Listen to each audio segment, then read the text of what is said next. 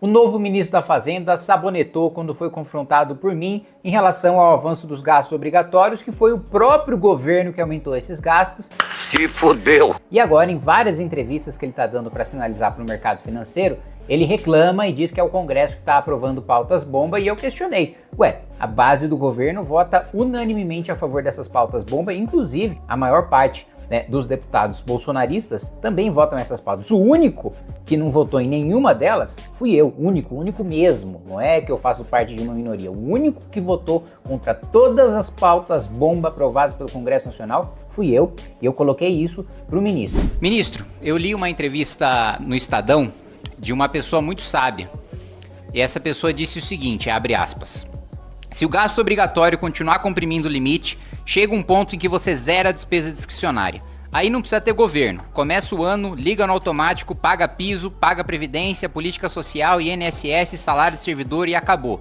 Não tem nada mais a ser feito. Essa mesma pessoa disse: se não moderarmos a pressão das despesas obrigatórias, a gente inviabiliza o país. E eu concordei com cada palavra, 100% do que essa pessoa disse. Eu pensei, essa pessoa deveria ligar para o ministro da Fazenda. Só quem disse isso foi Vossa Excelência, o ministro da Fazenda. E por que eu digo isso? Há 2 anos eu venho alertando para essa questão das despesas obrigatórias tratorarem o orçamento, a gente não tem mais despesa discricionária. Só que quem promoveu esse avanço das despesas obrigatórias foi o governo Lula, por meio da PEC da transição. A nossa despesa está vinculada, o nosso aumento de receita nos obriga a gastar mais por causa das vinculações à receita de impostos e à receita corrente líquida que voltaram com a PEC da transição. Então o atropelo das despesas obrigatórias veio de medidas enviadas pelo governo Lula. Aí você pode me dizer, não, a PEC da transição foi aprovada no governo passado, mas com maioria construída pelo governo Lula. A PEC da transição foi feita para quem iria assumir. E eu estava aqui, e quem articulou a aprovação foi o governo Lula, foi o PT. Para que pudesse ter espaço fiscal no próximo ano, não baseado nem em aumento de receita, nem em corte de gasto, mas no crescimento da dívida. E existe um outro problema fundamental. Dos 200 bilhões de reais em estímulos que foram concedidos pelo governo desde o ano passado para cá, isso estimativa do Mansueto e do Samuel Pessoa, que imagino que Vossa Excelência respeite ambos, 94% ficam fora do resultado primário por causa de manobras orçamentárias, inclusive uma delas já apontada pelo Tribunal de Contas da União, de existência de orçamento paralelo, porque o governo envia para fundo privado. Essa é uma das manobras, não é a totalidade delas. Manda para um fundo privado, executa a despesa de política pública por meio desse fundo privado, e isso corre no orçamento que está fora do Orçamento Geral da União, que não tem o controle nosso do parlamento e que ocorre de maneira pouquíssimo transparente. Vossa Excelência reclamou em várias entrevistas que eu assisti e li nas últimas semanas sobre as chamadas pautas bomba aprovadas pelo Congresso Nacional. Eu estive aqui na votação de cada uma delas e eu votei contra cada uma delas. A totalidade da base do governo Lula votou a favor delas, ministro. 7, foram 7. Aposentadorias especiais, pisos, tanto em comissões como no plenário da Câmara, a base do governo Lula votou unanimemente. O PDT votou por unanimidade, o PT votou por unanimidade, o PSB votou por unanimidade, o PSOL votou por unanimidade. Todas essas pautas bomba que o Ministério da Fazenda, que o governo Lula jogam sob a responsabilidade do Congresso Nacional, contaram com o voto unânime do governo. E eu sei que existe uma estratégia por parte do governo de tentar falar, não, foi o Congresso que fez. Eu sou da oposição, ministro. Eu tô acostumado a todas as semanas nessa casa perder. E por que eu perco? Porque quem tem maioria é o governo. 90% das pautas que o governo envia ou que o governo promove e apoia dentro dessa casa são aprovadas. É o governo que tem maioria. Se eu tivesse maioria, eu não era oposição, eu era o governo. Então, todas as pautas bomba que agora o governo reclama, que está exprimindo tá espremendo o espaço no orçamento, contaram com apoio unânime. Foi falado sobre a aposentadoria especial de ACS, apoio unânime do governo. Todos os pisos salariais, apoio unânime do governo. Menos de 20 deputados votaram contra as pautas bomba. Eu, dentre eles.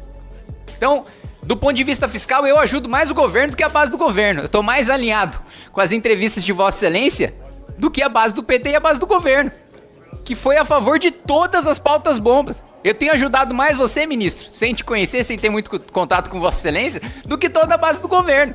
Então não dá para ter um discurso mais responsável e correto e ortodoxo no Ministério da Fazenda, mas no político estourar as contas públicas e fazer o inverso do que o ministro da Fazenda prega. Não dá pra gente ter essa contradição dentro do governo. A gente teve aumento nas operações, o estoque das operações de crédito subsidiado aumentou cerca de 275 bilhões desde o ano passado, cerca de 2% do PIB.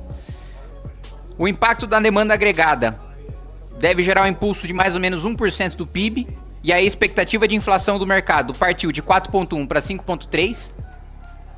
Então, ministro, nós podemos viver no próximo governo, pela primeira vez, um cenário de shutdown, como Vossa Excelência descreveu na entrevista para o Estadão. Pela primeira vez a gente viveu uma coisa que acontece nos Estados Unidos, de vez em quando, mas lá, não pelo colapso orçamentário, mas porque quando não tem acordo entre o governo e o parlamento, lá tem o shutdown obrigatório. Aqui não, a gente vai viver por colapso das contas públicas. E aí, infelizmente, eu não pude rebater, porque era uma audiência pública em que eu só perguntava e o ministro só respondia, mas eu vou aqui agora rebater ponto a ponto as falas do ministro. Primeiro, os temas trazidos pelo deputado Kim Kataguiri. Eu preciso esclarecer aqui uma desinformação, que é um ou dois analistas de mercado que têm dividido. Isso é importante registrar, o deputado Kim mencionou isso. Tem os recursos primários previstos no orçamento, aprovados pelo Congresso, que esse ano nós estamos fazendo um corte de 23 bi, como eu já disse, cumprindo todas as regras fiscais.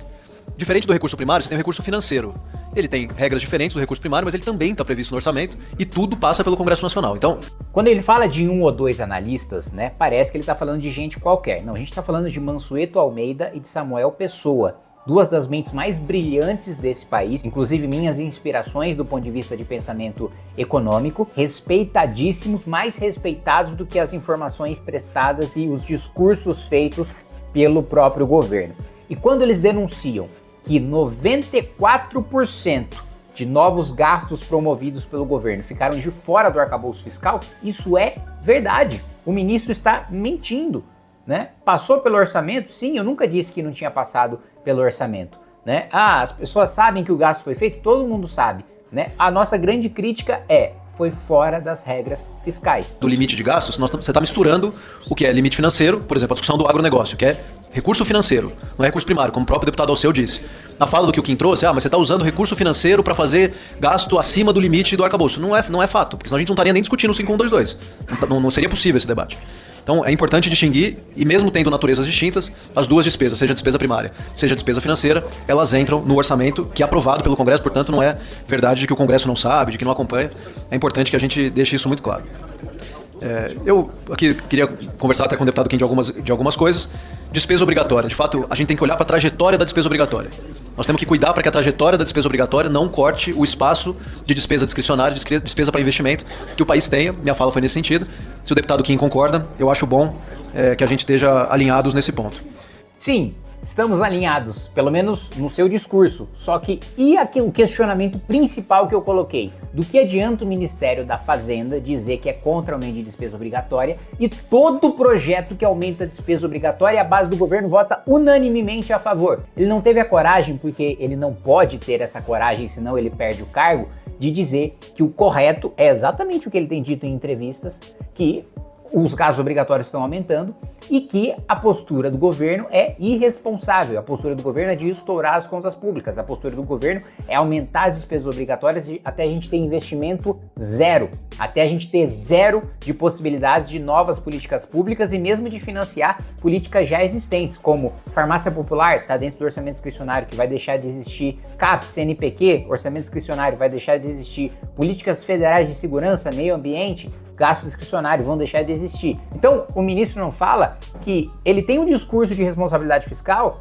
mas a base do governo vai no sentido absolutamente contrário. Ele menciona o papel do Estado. Eu acho que, assim, diferente do que, por exemplo, eu ouço de alguns analistas, inclusive mencionados pelo deputado Kim, o que eu e a equipe econômica defendemos é a responsabilidade fiscal, não necessariamente Estado mínimo. Não, me desculpa, ministro, mas não tem nenhum compromisso com responsabilidade fiscal, né? O governo só aumentou os gastos, aumentou as despesas, né? Do outro lado, aumentou tributação para arrecadação, mas não cortou gastos obrigatórios. Não se preocupou em diminuir o juro, não se preocupou em dar credibilidade para o próprio governo para conseguir financiar o governo com crédito mais barato, não conseguir promover os cortes necessários e nem tentou promover os cortes necessários para que a gente tivesse equilíbrio fiscal. E muitas vezes esses analistas defendem Estado mínimo e não responsabilidade fiscal.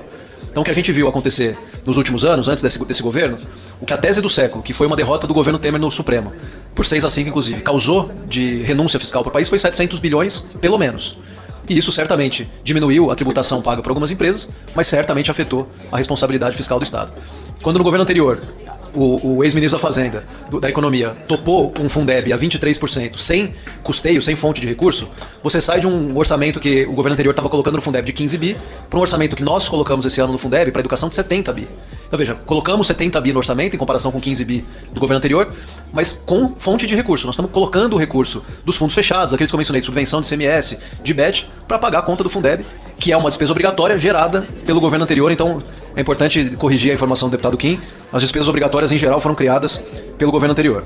Mentira! As despesas obrigatórias não foram, em regra, criadas pelo governo anterior. O governo anterior criou despesas obrigatórias? Verdade. Criou a questão do Fundeb, teve a PEC Kamikaze, que todo o PT votou a favor. No Fundeb também todo o PT votou a favor. Não existe nenhuma moral do governo Lula para falar dos gastos obrigatórios do governo Bolsonaro, porque eles votaram também a favor dos gastos obrigatórios do governo Bolsonaro. Mas a maioria dos gastos obrigatórios de hoje decorrem das vinculações constitucionais, das indexações constitucionais que voltaram por causa do governo Lula, que estrangularam o orçamento por causa do governo Lula. Então, primeiro, não é verdade que o governo fez os seus gastos cumprindo regras fiscais, passando pelo arcabouço, porque a maioria não passou e o governo não passou de propósito. E o segundo ponto, não é verdade também que a maior parte das despesas obrigatórias foram criadas no governo passado. Mas ainda que fosse, todas aquelas que foram criadas contaram com o voto da bancada do PT, que hoje integra o governo Lula.